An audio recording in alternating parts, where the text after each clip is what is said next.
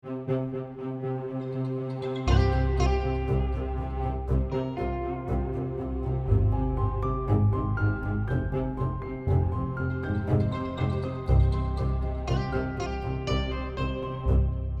en primer lugar quería daros las gracias por estar aquí. Es una ocasión única el teneros aquí a los nominados al mejor montaje de este año, de los premios Goya. Tenemos aquí a Fernando Franco, el responsable al mejor montaje por Viaje al cuarto de una madre, de Celia Rico, ¿no? Luego Alberto del Campo por El reino, de Sorogoyen, ¿no? Y tenemos aquí a Javier Fesser, que también es el responsable de la dirección y del montaje de Campeones, ¿no? ¿Qué es para vosotros así, en primer lugar? ¿Qué se os ocurre cuando os preguntan en alguna ocasión a alguien que no sea de la profesión qué es el montaje? ¿Qué decís normalmente? A mí me resulta muy difícil separar la dirección del montaje o separar el rodaje del montaje. También es verdad que en mi caso es un poco peculiar porque monto lo que yo ruedo, ¿no? Pero creo que cuando ruedo estoy montando un poquito y que cuando monto estoy también rodando un poco. No veo dos lugares tan separados, ¿no? Pero sí creo que el montaje, que además de todo el proceso es donde más disfruto, y creo que de todo el proceso lo que mejor hago creo que es eso, me parece que es el lugar donde de verdad le das la personalidad a la película. Porque en todo lo que, aunque ruedes de una forma muy concienzuda y estés muy seguro de lo que quieres y de que lo ruedes de una forma muy precisa, luego resulta que en el montaje, en un mismo material, hay muchas películas diferentes y películas que además cambian de tono, ya no es que... Y se cuentan ya no solo la historia desde otro punto de vista, sino que es que de repente te das cuenta que montando estás contando otra cosa distinta a la que pretendías, ¿no? Eso es un juego tan fascinante y tan apasionante que por eso me parece que el montaje es el lugar en donde no caben las prisas y donde es fundamental probarlo todo hasta el último minuto. Muchas veces cuando entienden cuál es nuestro trabajo es a lo mejor cuando les puedo enseñar un primer corte de cualquier cosa, de una película, un corto, lo que sea, y a lo mejor haciendo un cineforum y una ronda de preguntas, es ahí cuando se dan cuenta el poder que tiene el montador y cuál es un poco nuestro papel en una película. Se dan cuenta de que quitando una escena, moviendo algo del lugar o cambiando alguna cosa, podemos hacer otra película distinta. Bueno, a mí cuando hay gente que no es del medio y me pregunta y digo que soy montador, más bien piensan en construcción de decorados y ese tipo de cosas que en estar trabajando con imágenes, ¿no? Yo estoy bastante de acuerdo con lo que dicen ellos dos. Cuando ha dicho Javier lo de que hay muchas películas posibles, ¿no? Yo cada vez lo pienso más como el proceso de desenterrar esa peli, ¿no? Al final, si lo analizas fríamente, tienes 40 horas de material y tu trabajo consiste en quitar 38. Entonces, dentro de esa excavación que haces del material, pues hay muchas pelis posibles, ¿no? Y al final lo que haces es como esa última escritura del guión, que fue un punto de partida. Es verdad que los guiones que se editan son transcripciones, ¿no? Que para eso puedes ver la peli, ¿no? Pero sería interesante que se publicasen los guiones originales y luego el público pudiese contrastar, porque yo creo que se aprende mucho de narrativa también, ¿no? Y luego una cosa que me interesa también mucho del montaje es todo lo que tiene que ver con la interpretación, que muchas veces hablando con gente es como... ¿Te ha pasado esta cosa de que has visto una película o un actor o una actriz que te gustaba mucho y de repente no te ha gustado tanto y dices, joder, no está tan bien en esta peli, ¿no? Y dices, bueno, igual está igual de bien que siempre, pero igual no está igual de bien montada que en otras ocasiones, ¿no? Igual no han elegido las tomas con tanto mimo o han priorizado cuestiones técnicas en vez de interpretativas, ¿no? O sea que al final yo creo que tiene que ver con la narración y también con la interpretación mucho. ¿A qué le dais prioridad? ¿A la parte, digamos, técnica de que esté bien el foco, de que la cámara se mueva correctamente en un paneo, por ejemplo, o más bien a la interpretación? Yo jamás priorizo la parte técnica y además a medida que voy teniendo más experiencia cada vez me interesa menos esa parte técnica, intento que la parte técnica esté bien, pero cuando no lo está, que es muchas veces, yo creo que es totalmente secundario. Tampoco es una decisión claro, racional, es una cosa muy intuitiva, ¿no? Tú analizas 5 o 6 secuencias que parece que son parecidas, pero sin embargo cada una es única, y hay una secuencia que tiene algo que no tienen las demás, y o es más graciosa o es más emocionante, o te llega, te transmite, te cuenta más, y muy grave tiene que ser un error para desechar una secuencia que realmente es la que te gusta. Yo creo que que el espectador perdona cualquier cosa si lo que está viendo le toca más, ¿no? Eso... Yo pienso que eso es caer en el onanismo técnico de cada cual, incluso, o sea, que al final lo que importa es el espectador. Es la típica discusión, ¿no? De, vale, si tengo el foco está... La toma está de 8, el actor o la actriz, y en otra está de 10, pero en la que está de 10 el foco está un poquito peor, entonces cojo la de 8. Entonces, si ese suma y sigue de ese tipo de decisiones, yo creo que al final hacen que diga, ah, pues no estaba tan bien la actriz en esta película, ¿no? E incluso también lo digo a nivel de montaje, o sea, que no es solo una cuestión del foco, que luego, que yo prefiero meter un corte feo, o sea, que no tengo ningún problema en meter un corte feo, que luego vienen los alumnos y te dicen, joder, vaya corte que has metido, no sé dónde, y dice, ya, pero, y esto me lo enseñó Fernando Pardo, con quien yo empecé, ¿no? Me decía, joder, es feo el corte, ¿no? Pero igual eran más feos los 8 minutos que iban debajo del corte, ¿no? Que es esa cosa de todo ese material que está debajo que no ves, ¿no? Que el espectador no ve. Ve un corte feo, pero nadie sale a una película diciendo qué corte más feo hay en no sé qué momento. Pero si hay 8 minutos de más, yo creo que sí salen diciendo se me hizo un poco cuesta arriba esta parte de peli.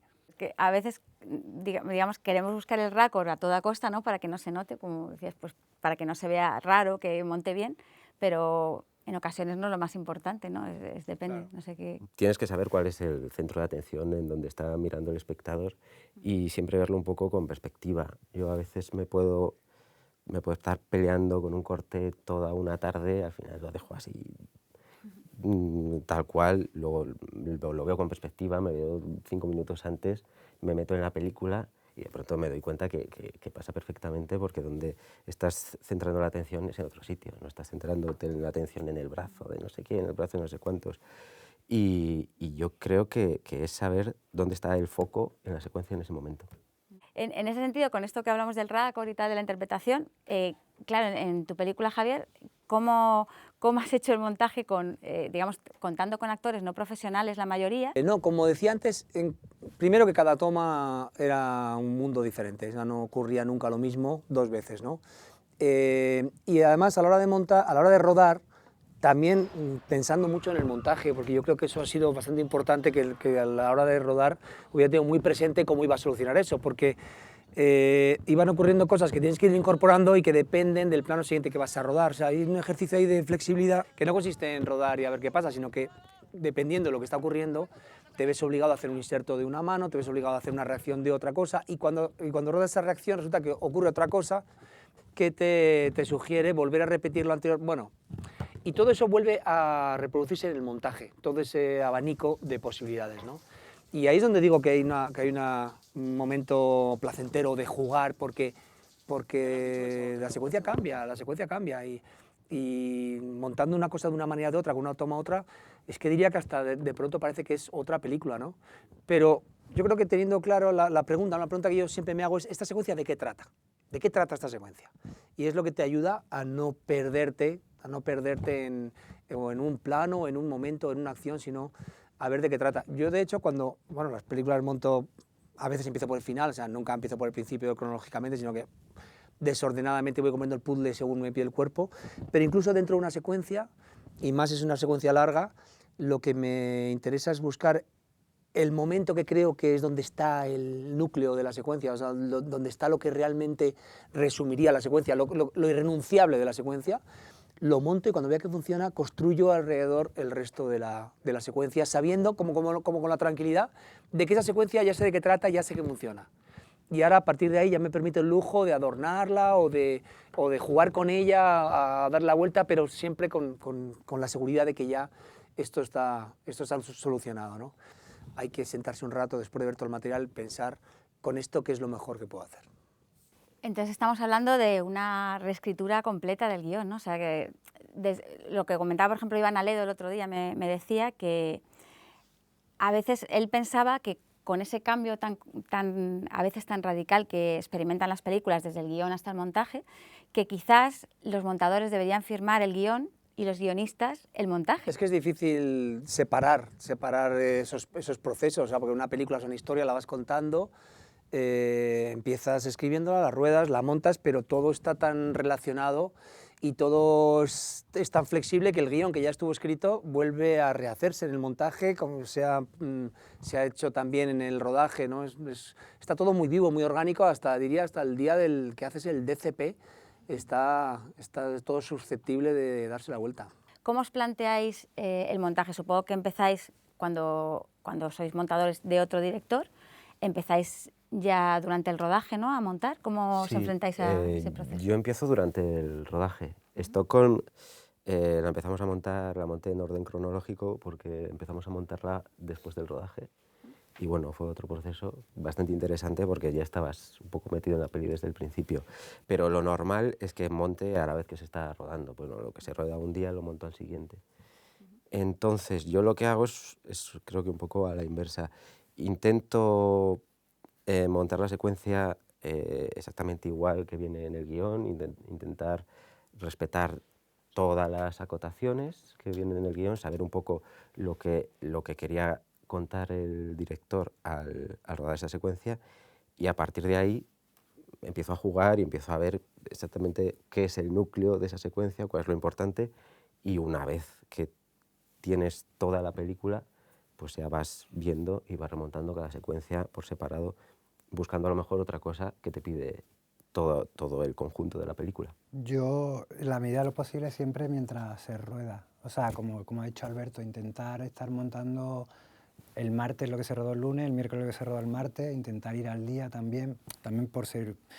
Intentar ayudar, si se puede, en cierta medida al rodaje, por si ves alguna cosa que no, o todo lo contrario, que sí, que está súper bien por comunicar con rodaje un poco cómo va eso. Y luego, a la hora de abordar la secuencia, un poco una mezcla de los dos, porque yo ese concepto que decía Javier de lo irrenunciable, yo siempre lo utilizo, en el sentido de no montar las secuencias de manera lineal, sino intentar más una manera envolvente, ¿no? Intentar entender cuál es el núcleo de la secuencia, pero también, como dice Alberto, en ese primer corte sí que respeto totalmente el guión, o sea, aunque tenga la tentación de, digo, bueno, esto igual no me funciona tanto, un diálogo en concreto o alguna cosa, lo dejo. Otra cosa es que luego yo me vaya haciendo mis duplicados y mis cosas y vaya probando, pero mi idea siempre es llegar como a un primer corte de todo el guión completo y ver eso con el director o con la directora, porque si ya empieza a meter mano a eso, y sobre todo han estado viendo mientras están rodando, luego van a decir, oye, ¿por qué has quitado tal? Entonces va a tener que dar marcha atrás, ¿no? y ponérselo, ¿no? Entonces, aparte que a mí me gusta que el primer montaje no funcione, o sea, que no es que me guste que no funcione, pero me refiero a que se vean los defectos, porque si te pones ya a meterle mano, igual estás tomando decisiones que están hipotecando otro cacho de peli, porque está todo conectado. Entonces, yo prefiero como tener una primera visión general y que los defectos, que los va a haber seguro, porque siempre los hay, como que salgan, ¿no?, un poco ahí a relucir para meterle mano primero a los más gordos, digamos, y luego ya ir al detalle. ¿Os gusta, digamos, ver todo el material que se ha rodado el día anterior o 2 días antes? ¿O vais, digamos, por ejemplo, decís, pues voy a centrarme en esta secuencia? Diría que es que yo lo hago de una forma muy, se podría decir, caprichosa, pero en el fondo es la que en ese momento te pide el cuerpo meter mano. O sea, te has levantado por la mañana pensando en esta secuencia en el vestuario y pensando en un plano que rodaste y de tal, y una duda que tienes y algo que te apetece mucho ver, porque hay una cosa del montaje que es magia pura, que es que cuando un plano lo pegas a otro, es como que empieza el cine, ¿no? O sea, ahí eso ya es cine, ¿no? Un plano lo pegas a otro y de repente es esa gran mentira que funciona y que parece de verdad, que un tío entra por la puerta y sale por otro lado y está rodado en otro día, en otro lugar, en otras circunstancias, y sin embargo eso parece que es así. Eso es una magia que al día de hoy a mí me sigue emocionando, ¿no?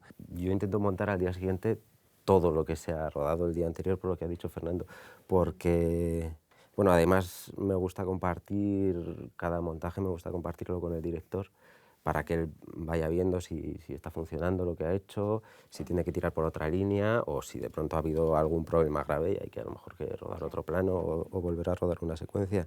Entonces intento ir totalmente al día.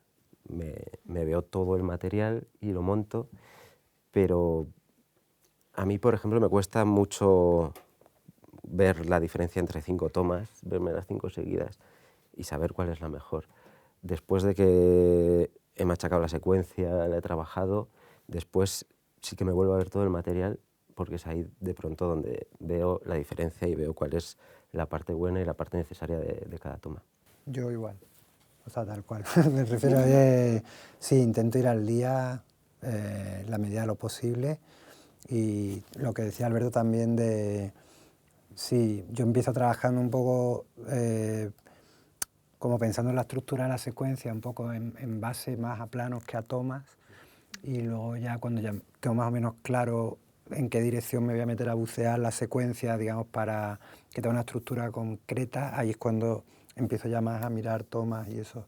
O sea, no hago un play de toma 1-1 primera, 1-1 segunda, 1-1 tercera, porque de repente, y aparte que no sabes a dónde vas, ¿no? De repente estás viendo un plano general de situación que no sabes, igual solo vas a pillar, igual ni siquiera va a ser de situación, porque lo vas a montar al final, o no sabes, ¿no? Entonces, o una frase en concreta a la vez en 5 tamaños diferentes.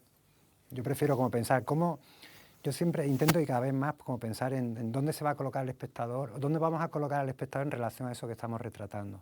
Lo quiero cerca de los personajes ahora, lo quiero lejos, quiero que se moverlo de una determinada manera por la acción, y en función de eso como que me voy componiendo, digamos, un itinerario del espectador por el teatrito, por decirlo así, ¿no? Y ya a partir de ahí ya sí que empieza a haber tomas. Para ir seleccionando, digamos. Claro, para ver dentro de eso, y luego me veo, y obviamente me veo todo, y luego luego hago una cosa un poco loca que es, bueno, pero no soy el único que lo hace, pero como tabletear la película entera frase a frase, es decir, tener hola, ¿qué tal? Hola, ¿qué tal? Hola, ¿qué tal? Hola, ¿qué tal? Hola, ¿qué tal? Hola, ¿qué tal? Los 8 holas, ¿qué tal? Uno detrás de otro, para luego ver si pues los matices y las diferencias para un fragmento concreto entre imagen y sonido, si de repente esta cara con esta frase o para, bueno, pues al final compones tomas nuevas con tomas diferentes, ¿no? ¿Este proyecto en concreto de cada uno de vosotros ha sido distinto a otros que habéis hecho o se asemeja mucho a otros procesos de montaje que hayáis seguido? No, yo, por ejemplo, la película, bueno, Mortadelo y Filemón, que es una película de animación, no tiene nada que ver, pero es muy curioso el tema del montaje en una película de animación, porque realmente empiezas, es como lo mismo que hacer una película de imagen real, pero el timeline es distinto, o sea, empiezas la casa por el tejado, ¿no? Lo primero que haces con la película, antes de nada, es montarla, realmente, ¿no? Y tienes que hacer un animatic, ¿no? A partir de un storyboard, en donde si tú coges el animatic de la película y ves la película terminada, pues es que es al fotograma, ¿no? En camino hice un trabajo mucho más, digamos, más ordenado y monté la película desde el principio hasta el final. La película estaba como rodada de una forma mucho más académica, es plano 1, toma 3, 4 y bueno, básicamente las secuencias el montaje era menos flexible dentro de que siempre lo es, pero era, quiero decir, la película ya estaba ahí, ¿no? Campeones es algo mucho más caótico que todo eso y mucho más desordenado. Hay rodado mucho material, secuencias que están pensadas en el mismo día de rodaje, o sea, cómo rodarla está pensado el día de rodaje, básicamente todas, de forma que ni siquiera hay una claqueta de la que te puedas fiar ni que es correlativa de nada, sino que casi las claquetas tienen el número el orden de rodaje, no el orden de montaje. Y en ese sentido, pues es un trabajo bastante más laborioso que, claro, es una película que yo creo que hubiera sido imposible que hubiera montado a alguien que no fuera yo sin volverse loco, porque no... Yo mismo al ver Los brutos de un día tengo que volver a acordarme y a pensar por qué rodé esta mirada y por qué hice este plano, y muchas veces que he tardado en acordarme. Casi tipo documental, ¿no? De lo que pasa es lo que recoges sí, y es lo que te puedes luego... Muchas veces con ese mismo espíritu, y además como también está rodado cámara en mano y iluminado de tal manera que permitiera esa movilidad siempre y que nunca fuera una limitación el hecho de una marca en un lugar, o todo está, no todo, pero muchas veces está rodado sí, como si no tuviéramos exactamente previsto lo que iba a ocurrir, pues eso ha provocado muchísimo material y muchas posibilidades. Bueno, en el caso del Reino yo creo que lo diferente respecto a otros montajes ha sido que, bueno, es una película que alterna planos secuencia muy largos con secuencias con muchísimos planos. Entonces había días de rodaje que llegaba muchísima información, muchísimo material, En algunos casos se rodaba con 2 cámaras y bueno, hemos pasado mucho tiempo intentando compensar las 2 partes, porque a lo mejor pasábamos de un ritmo de muchísimos planos, muchísimos cortes, a de pronto una secuencia de 10 minutos en un solo plano. Entonces, un poco yo creo que la característica ha sido esa. Por otro lado, es una película que tenía su principio, su final y un hilo conductor claro. Precisamente sobre ese equilibrio tan delicado, ¿no? En una película que es con un ritmo trepidante, que te arrastra, ¿no? Y de repente hay secuencias en las que necesariamente tiene que bajar el ritmo, ¿no? Buscábamos que siempre estuvieran pasando cosas, que hubiera mucho ritmo, no solo de planos, sino los movimientos de cámara, cómo hablan los actores, también el movimiento de los actores. Buscábamos que hubiera siempre un ritmo uniforme, tanto en una secuencia que tuviera muchos planos, como en otra secuencia que fueran 2 personas hablando en un balcón. Pues si está en el balcón hablando, buscábamos, bueno, eso ya lo buscó Rodrigo desde el rodaje, pues que no parara de hablar y que fuera siempre así, siempre a tope, siempre la cámara moviendo e intentando parar lo menos posible. Porque yo creo que en la película ya llevaba un ritmo tan trepidante durante tanto rato que teníamos miedo de parar y perder al espectador. Porque en cuanto parabas un poco, sí que es verdad que la película se te empezaba a hacer un poco cuesta arriba.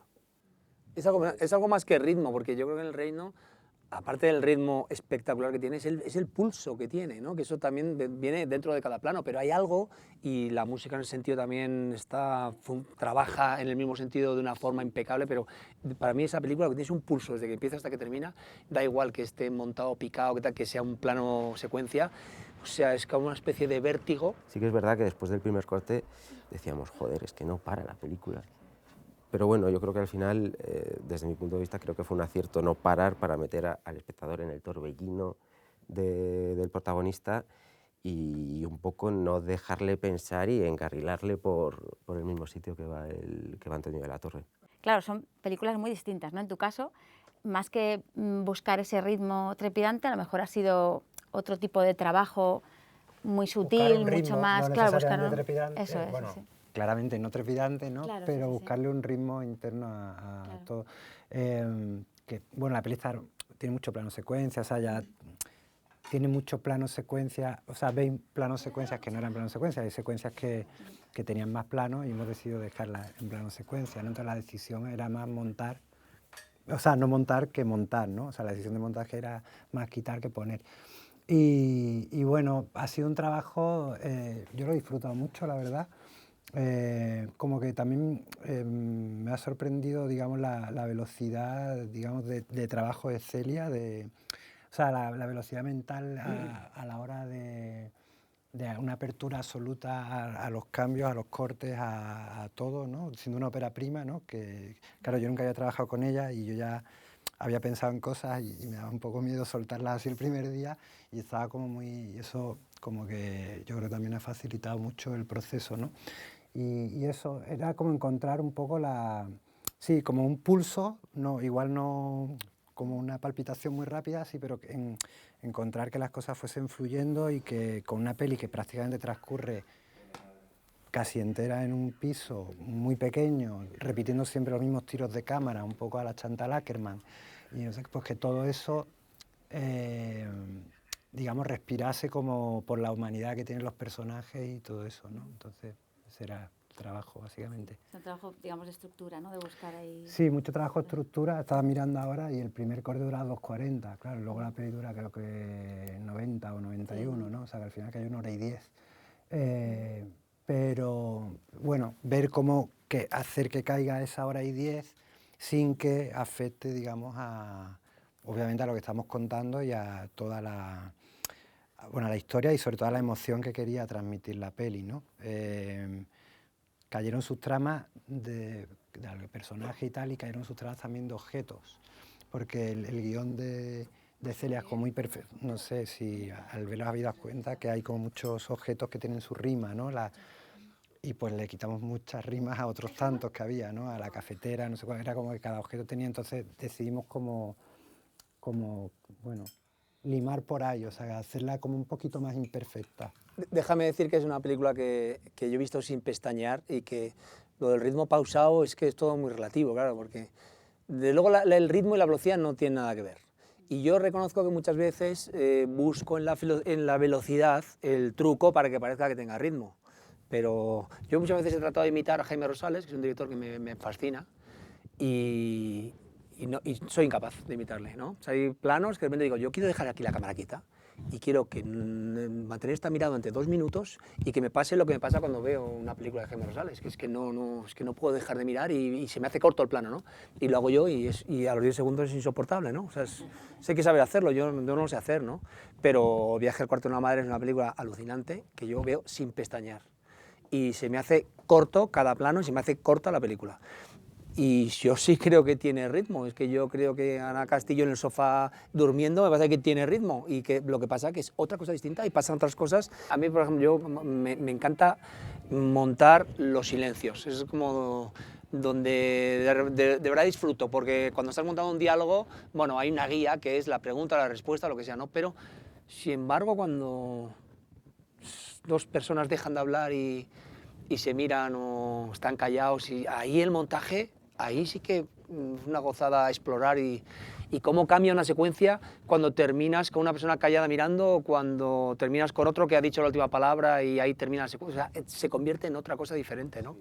Y son esos momentos donde le das mucha más personalidad que con un diálogo. Los planos vacíos o las miradas, yo qué sé, dependiendo del momento de la película en el que estén, pueden estar llenos de cosas o pueden estar vacíos.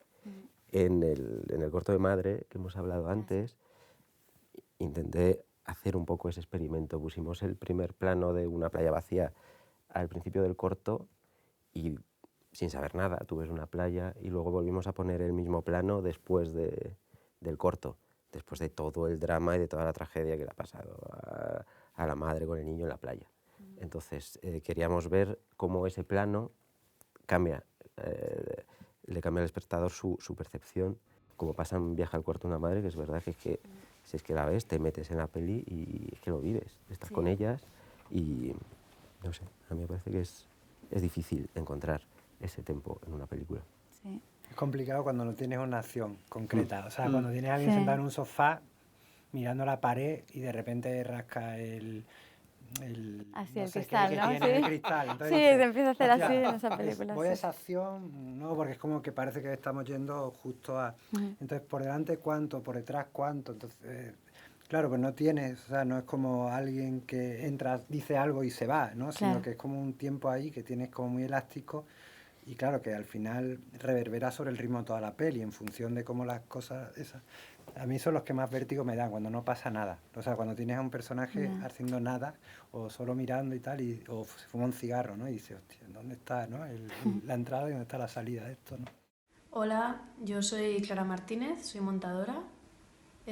Javier, yo te quería preguntar, cuando he grabado algo, cuando he realizado un corto, para mí ha sido básica la figura del montador, sobre todo para desenamorarme de mis imágenes, desligarme de ellas y poder descartarlas con facilidad. En tu caso, ¿cómo consigues desligarte emocionalmente de ellas? Bueno, no me enamoro de ningún plano de los que hago en concreto y no me duele nada quitar. Cuando compruebas, y la realidad y la experiencia es esa, que cuando vas quitando y sigues contando lo mismo, todo mejora. Entonces diría que he aprendido a disfrutar de ese momento en el que tienes que renunciar, más que el que tienes que añadir, ¿no? Yo creo que el hecho de montar lo que yo he rodado también me da cierta libertad en otro sentido, porque no tengo ni que convencer a nadie de que esto está mal rodado, que a veces lo está, con buenas palabras, ni tengo que detenerme a dar más explicaciones de las justas para probar todo lo que quiero probar, ¿no? Y tú, por ejemplo, como director, claro, has buscado, cuando te ha tocado dirigir, has buscado una visión objetiva de otro montador, ¿no? Si has preferido no montar, en este caso, la película. Sí, yo, bueno, las dos pelis que he rodado, bueno, y en mis cortos, nunca he montado yo.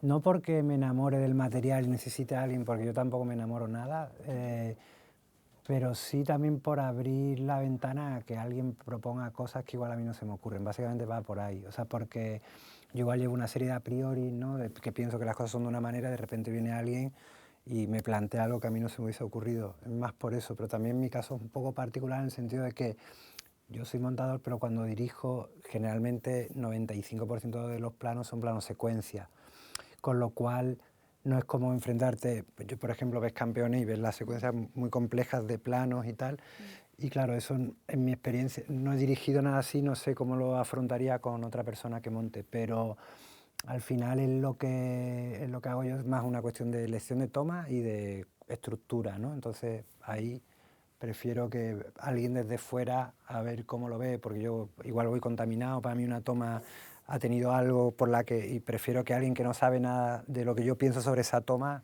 haga, ¿no? Y a ver qué sale de ahí, a ver, por eso, básicamente. Ya cuando lleváis un proceso muy largo de montaje, en el que habéis estado viendo mucho material, estáis muy metidos en la historia, ¿os gusta buscar la opinión de gente que os pueda aportar cosas nuevas o una nueva forma de ver la película, el corte que tengáis? ¿Hacéis, por ejemplo, pases de prueba o algo así? O... Sí, a mí me gusta las dos cosas. O sea, me gusta enseñarle el corte a alguien completamente ajeno a la película, que no sepa nada del guión ni de la historia.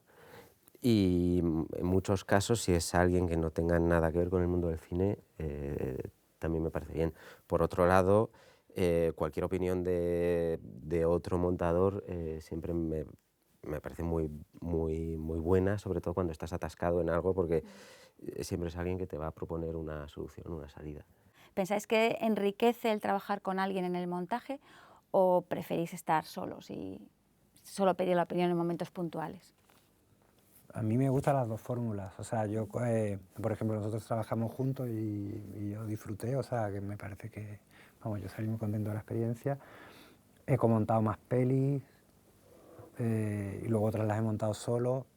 No sé, yo creo que el compartir te permite como repartir la perspectiva, ¿no? De alguna manera, no ser unívoca la que tú tienes, sino que hay como otro punto de vista.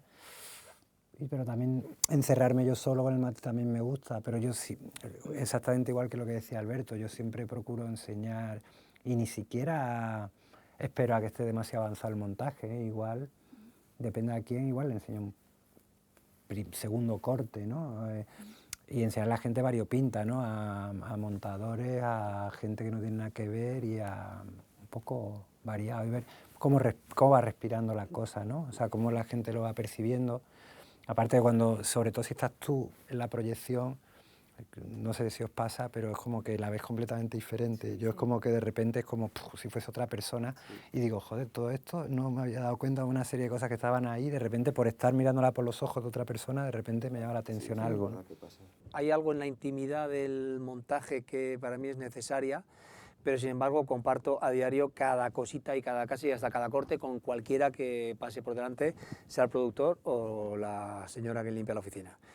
Y lo que hice en Campeones es, una vez terminado el montaje, que para mí estaba cerrado, o sea, para mí yo estaba contento con ese montaje final, pues tuve la suerte de tener a mi lado durante una semana a Pablo Mas, un montador con el que no había trabajado previamente, al que no conocía, pero por referencias me pareció la persona indicada.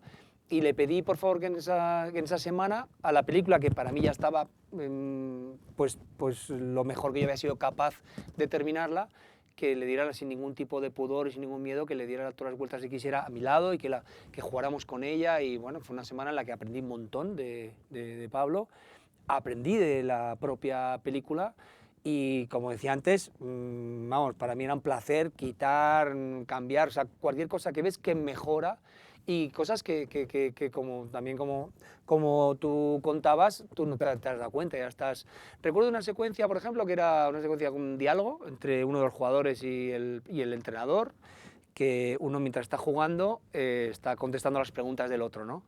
Y Pablo ahí me propuso quitar todo el diálogo y que fuera como la misma acción, uno le mira mientras el otro juega, pero sin todo un diálogo, que estamos hablando mejor igual de 1 o 2 páginas de texto, ¿no? Y es una gozada ver que cuentas lo mismo sin decir una sola palabra, y encima en la mitad de tiempo, ¿no? O en menos de la mitad de tiempo, ¿no? Hola, soy Antonio de la Torre, quiero saludar a todos los compañeros montadores. Recuerdo, por ejemplo, una secuencia en El Reino, que fue el segundo día de rodaje, una secuencia muy difícil, muy complicada, con Francisco Reyes, una secuencia clave en la película. Recuerdo que fue un día muy difícil y que me fui a casa con la sensación de decir, madre mía, la primera en la frente, ¿no? La primera secuencia importante y a ver cómo la levantamos en la película. Y recuerdo cuando la vi montada, o sea, me quedé, dije yo, yo he hecho esto. En fin, es una secuencia que tiene mucha fuerza, mucho poderío, que tiene todo lo que tenía que tener. Muchas gracias por ese trabajo que hacéis, compañeros, tan imprescindible. Ninguna interpretación de las que he hecho tendría la visibilidad que tuvo y el reconocimiento que tuvo si no hubiera sido por vuestro trabajo. Así que os doy las gracias, os doy la enhorabuena por esta asociación que vais a crear. Tenéis todo mi apoyo y os deseo larga vida. Chao. ¿Tú recuerdas esta secuencia que comenta él en particular? Sí. Era una secuencia que el director ya tenía clara que era una secuencia de las más importantes.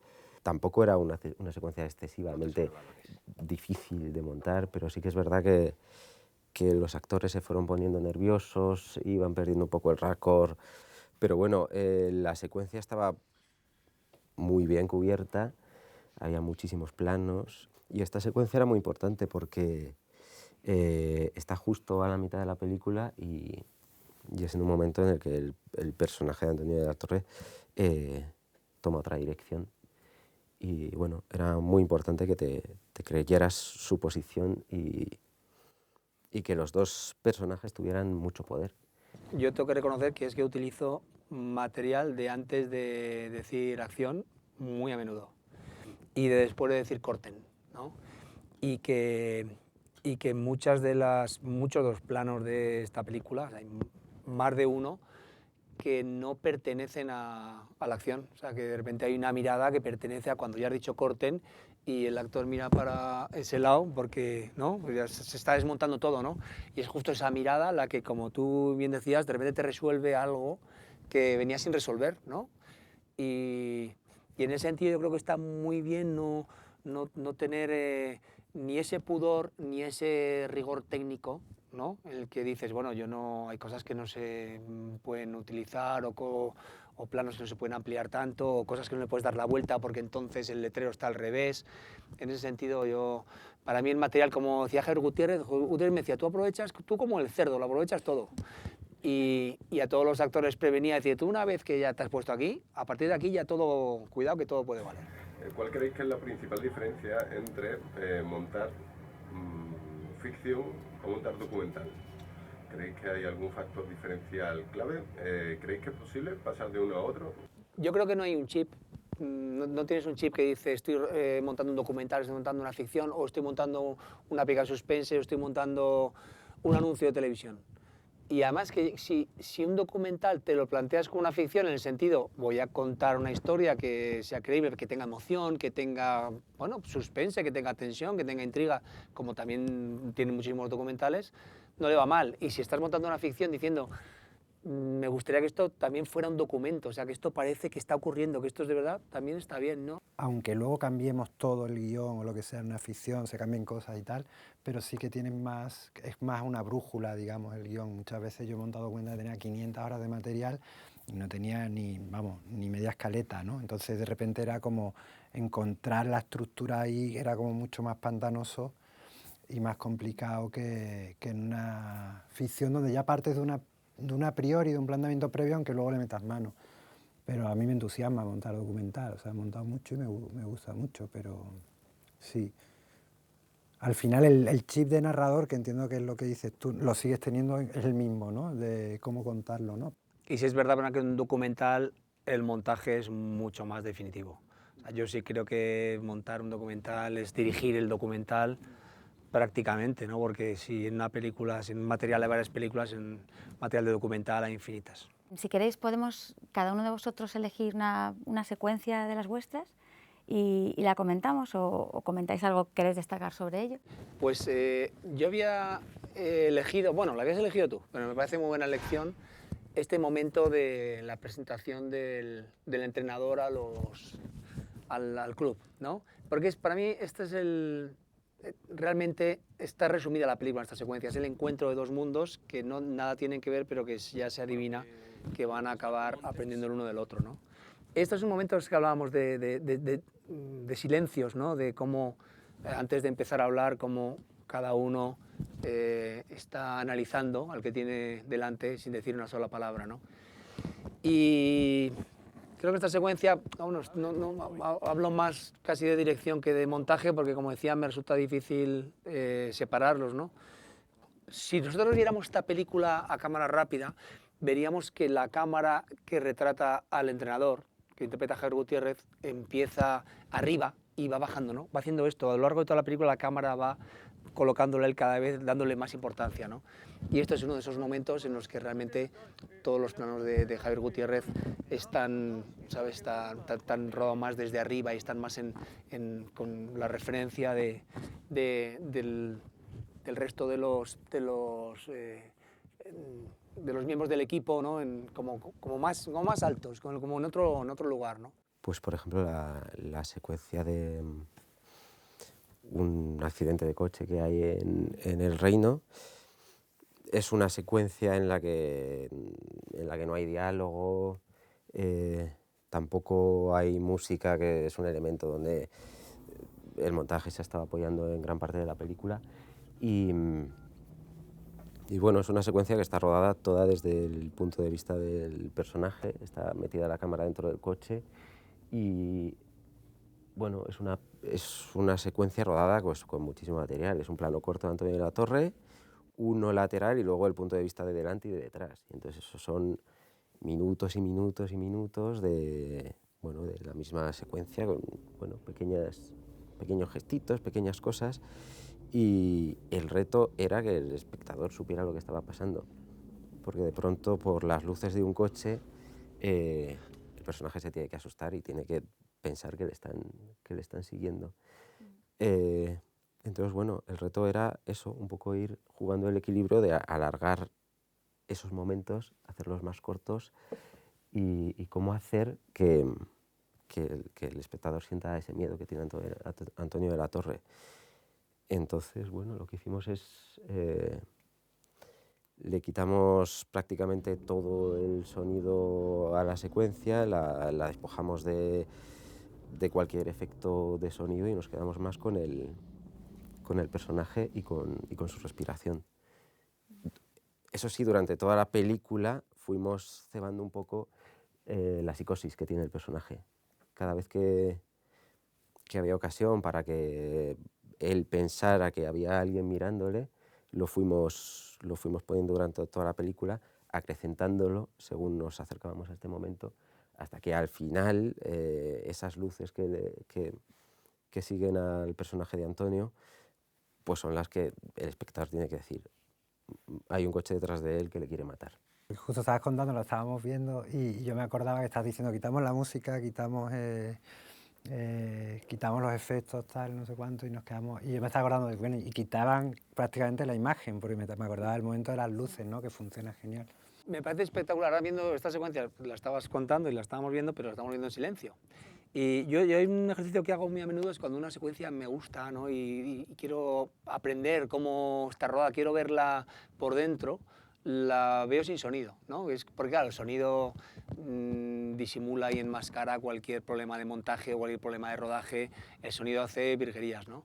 Y cuando una secuencia funciona sin audio, esa secuencia es infalible, ¿no? Yo estaba pensando en cuál, porque como hablábamos antes, es una peli que tiene mucho plano secuencia y justamente la secuencia 1, la secuencia que arranca la peli, que es un plano fijo de un sofá con ellas dos en el sofá, bastante rato las dos adormiladas y tal, por el brasero, luego llaman por teléfono, sale Lola Dueñas de Cuadro, es lo que habéis visto, sale Lola Dueñas de Cuadro, luego se va a otra estancia donde hay una máquina de coser y todo esto, y Celia rodó 4 planos para esa secuencia, ¿no? Y encima fue la primera secuencia que rodó de todas. No es que el rodaje fuese cronológico, pero ahí coincidió que lo primero que me llegó fue 1-1 primera, ¿no? Y me acuerdo que vi 4 planos, me sorprendió un poco de repente ver 4 planos, 4 planos con sus diferentes tomas para para esa secuencia. Es más, yo estaba en el rodaje ese día y me sorprendió que la estuviese rodando así, yo me callé, pero bueno.